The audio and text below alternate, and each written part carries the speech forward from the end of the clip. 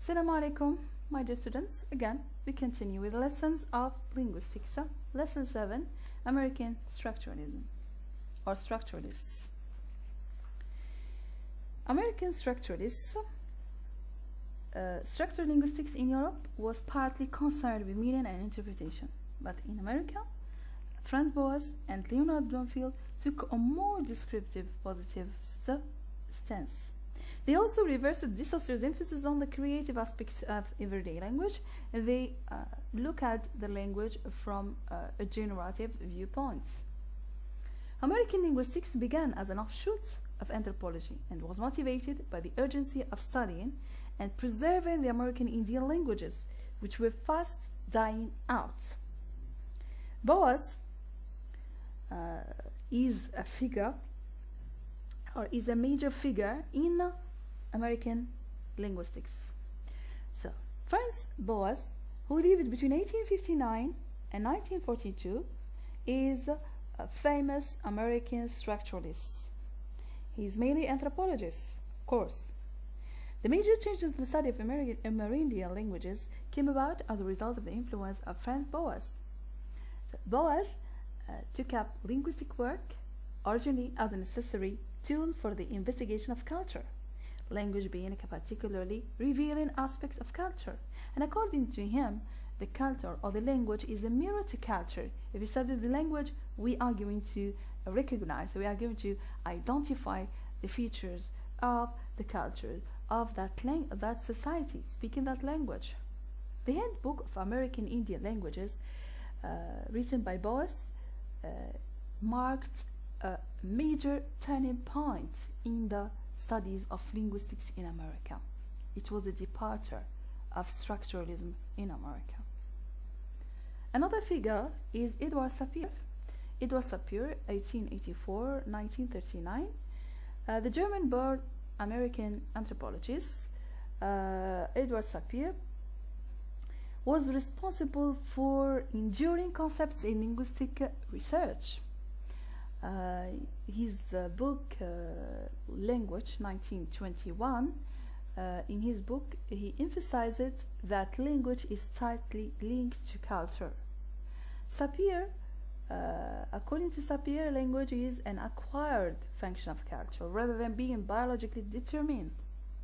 The view is diametrically opposed to that of the transformationalists led by Chomsky, who believe that human beings possess a genetically determined predisposition for language, including many of its most specific and distinguishing features that is already present in or at the moment of birth.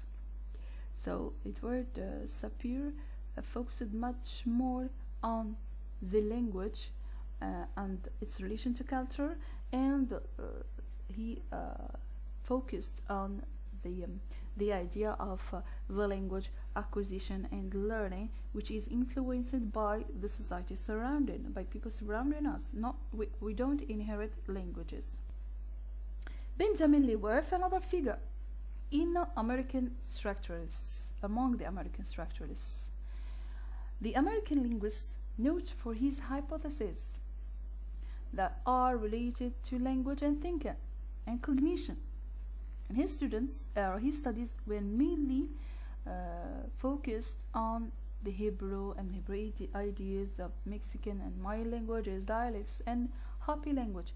He studied different languages in order to see the effect or the relationship between language and thinking. The influence of Edward Sapir is clearly stated in the hypothesis which is shared between them. Under the influence of Edward Sapir, at Yale University, Whorf developed the concept of the equation of culture and language. He became known as Whorf or Sapir-Whorf hypothesis. Whorf maintained that the structure of a language tends to condition the ways in which a speaker of that language thinks. So he thought that the language affects the way we are thinking, and hence the structure of different languages lead to the speakers of those languages to view the world differently. Another figure is Leonard Bloomfield. Leonard Bloomfield lived between 1887 and 1949. Is a contemporary colleague in American structuralism. He was a contemporary and a colleague of Sapir, and he wrote the book Introduction to the Study of Language in 1914. Later on, he modified his title to be Language and was published mainly in 1933. Bloomfield was responsible for an enormously influential synthesis that brought together mainly historical, philological, and practical traditions for the study of language. And he forged them into coherent whole. He was fiercely determined to establish linguistics as a science. Bloomfield was also specifically critical of those who took the feature of Latin as the normative form of a human speech. And he thought that we should favorably, or he was much more favorably disposed toward the grammatical studies of the ancient Indians, because the latter were themselves excellent phoneticians who had also developed an intelligent systematization of grammar and lexicon. When we talk about Leonard Bloomfield, we have to talk about ICA. ICA is a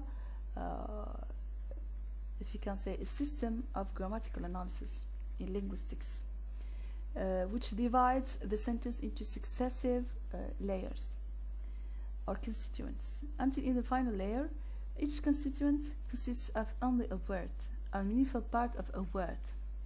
A constituent is any word or construction that enters into some larger construction. In this sentence, for example, the old man ran away. The first division into immediate constituents would be between the old man and run away. The immediate constituents of the old man are the article the, and old man, adjective and noun.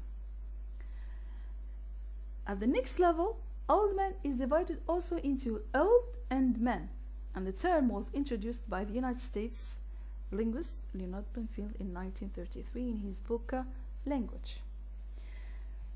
Though the underlying principle is common both to the traditional practice of parsing and to many modern systems of grammatical analysis, and then this grammatical analysis was developed later on by the common American linguists. Thank you very much for watching. See you in the next video.